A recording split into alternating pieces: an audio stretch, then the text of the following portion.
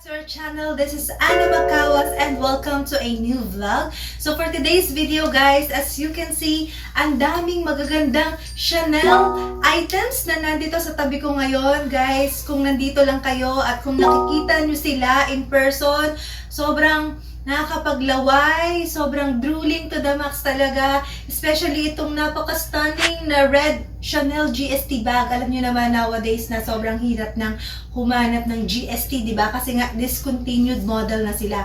But look what we've got. So, guys, ang pag-uusapan natin ngayon is about Chanel.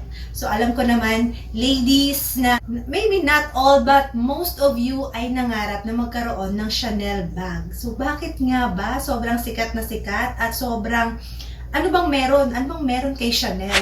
So, now, itong vlog na to, ang pag-uusapan natin is about Chanel. So, sasagot tayo ng mga commonly asked questions about Chanel. So guys, if you're a bag lover or if you are a Chanel lover, then stay tuned and watch this video.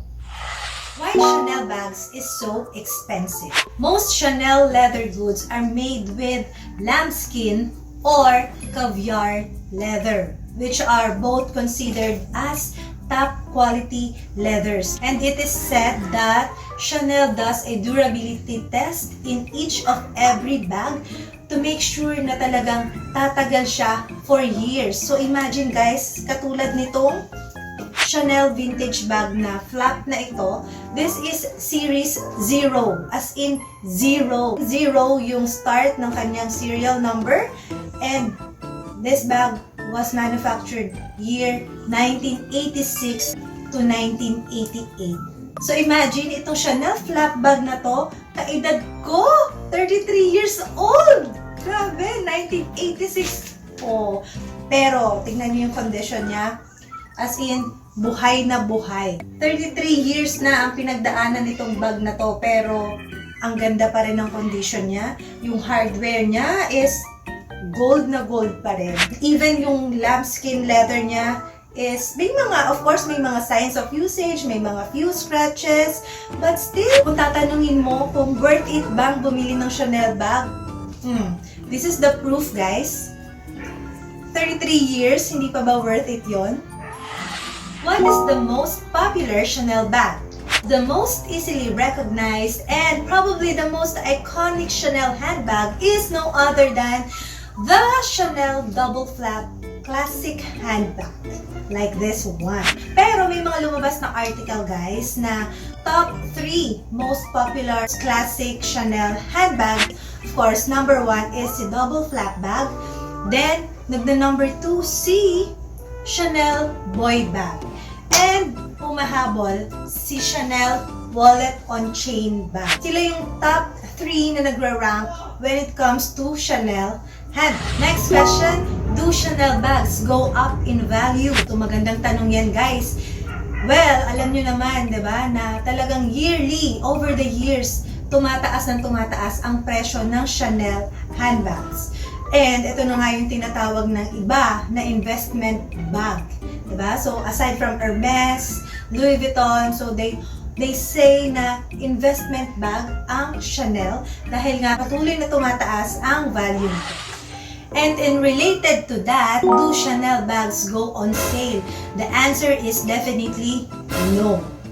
Okay? So guys, Chanel handbags never go on sale in stores. And meron ba silang outlet?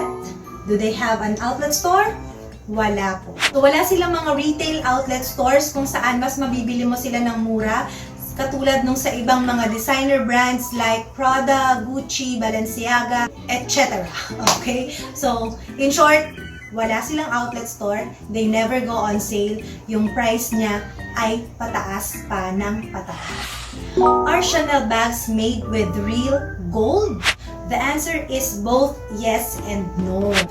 Yes, because vintage Chanel bags were made with real 24 karat gold. Imagine, so itong vintage flap bag na ito, real 24 karat gold plated pala. Yung kanyang chain, itong kanyang turn lock, yung kanyang CC na logo.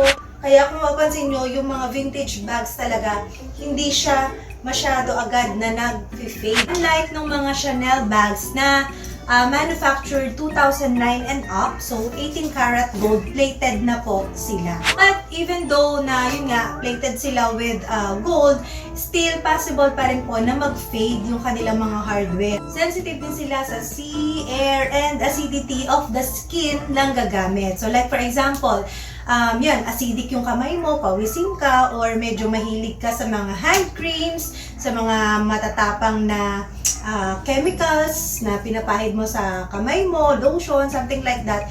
So, of course, every time na ginagamit mo yung bag, every time na hinahawakan mo yung kanyang mga metal parts, possible na mag-fade din siya, overuse. Ayun. Okay? Kasi yung iba nagtataka na bakit na-fade, bakit? Kasi possible na nag-fade siya. Like dito sa may turn lock, yung dulo, yun yung unang usually na nag-fade. Itong pinakadulo. Lumalabas yung pinaka-white metal niya, yung base niya. Nawawala yung pagka-gold niya. Kasi ito yung palagi nating hinahawakan. Siyempre, di ba, pag ina-open natin siya. So, mas exposed siya sa daliri natin. Kaya wag po kayo magtataka kung may mga Chanel bags kayo dyan na biglang mapapansin nyo medyo nag-fade na siya. So, it's normal. Normal po yun. How much is a Chanel plastic bag? Okay, so it's a good question, guys. Since yun nga, since pataas ng pataas ang presyo ng Chanel, so yearly nag-iiba-iba talaga siya.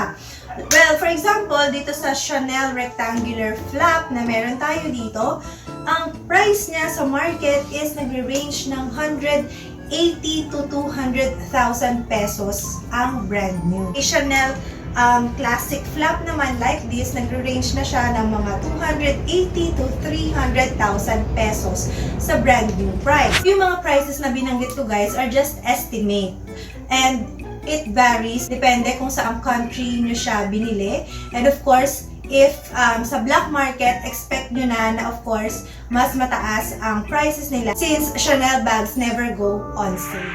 Which is more expensive, the caviar leather or the lambskin leather? In general, the caviar leather is much more sturdy than the lambskin counterpart. Though few years ago, lambskin leather is much more expensive than the caviar leather because of its very smooth and soft finish. So ngayon, kung papipiliin ka kung caviar or lambskin leather ang prefer mo, well, kung ako pala ang papipiliin nyo, prefer ko si caviar leather. Just like itong aking Chanel medium flap bag and this Chanel rectangular mini bag. Yun nga, mas sturdy sila for me, mas scratch proof.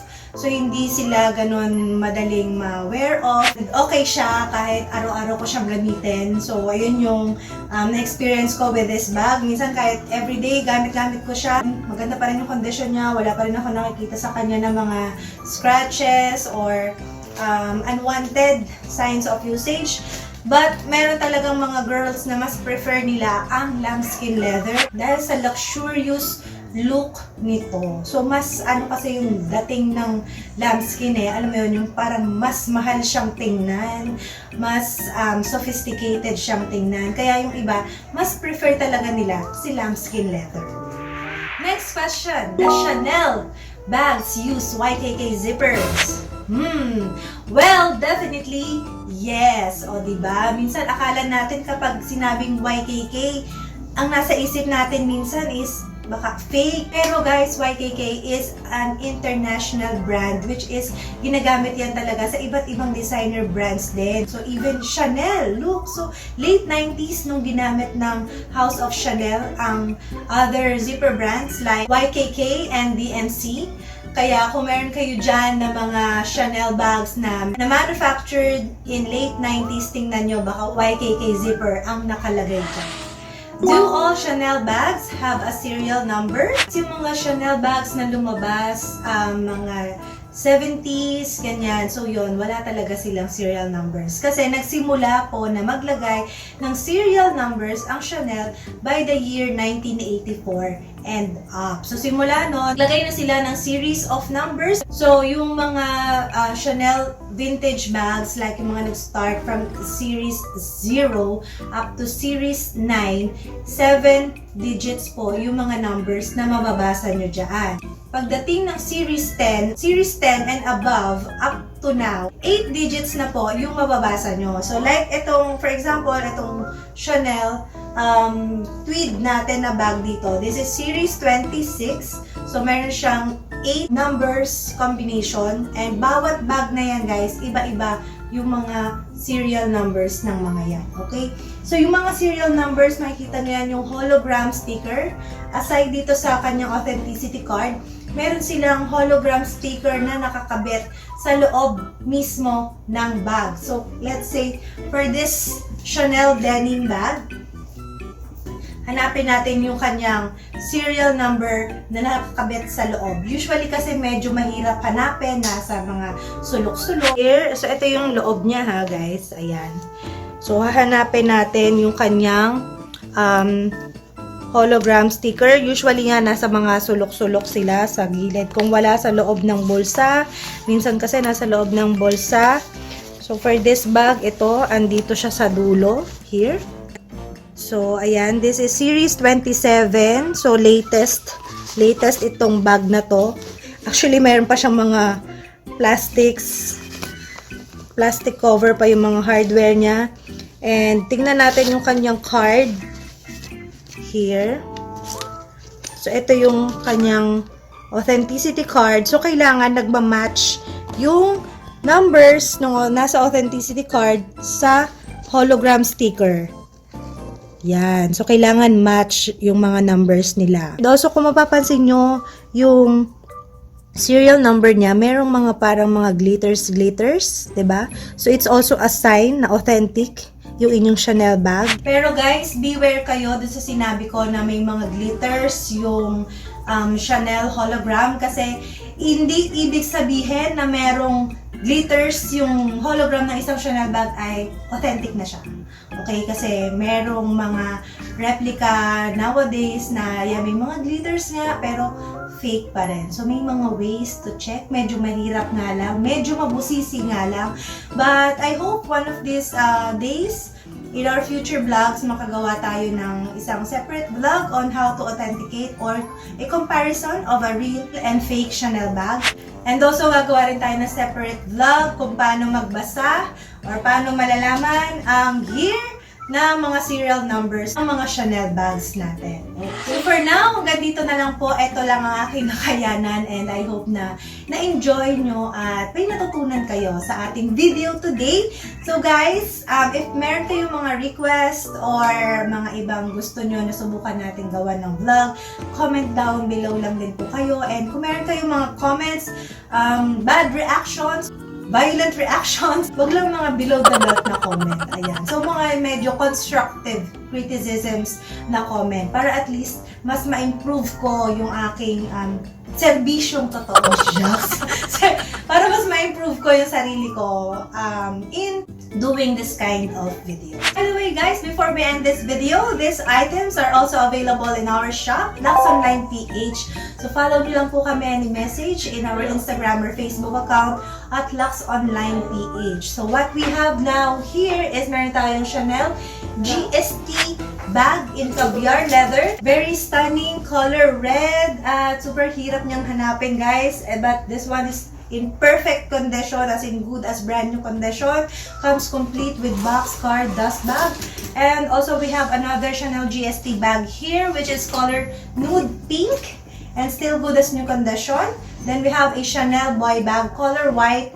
This one is in soft caviar leather, new medium size.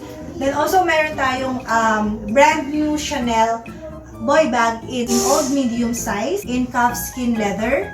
Then, eto nakikita nyo dito na napakagandang Chanel tweed bag which is series 26. So, bagong-bago siya guys ha. Look. So, yung mga mahilig mag-travel dyan. This is a perfect bag for you guys. And also, meron tayong Chanel Deville tote bag over here. This one is in gray color and super cheap. Yes. And And this one, and oh my God, ayan, ito inaakit niya talaga ako. Guys, thank you so much for watching and thank you so much for your time. Don't forget to click the subscribe button po if hindi pa po kayo nakasubscribe in our channel and ring the bell para updated kayo every time meron tayong mga new uploads. Follow me in my social media accounts at Magtalks by Anna or Anna Magkawas in Instagram and Facebook, Twitter. See you again next time. Bye!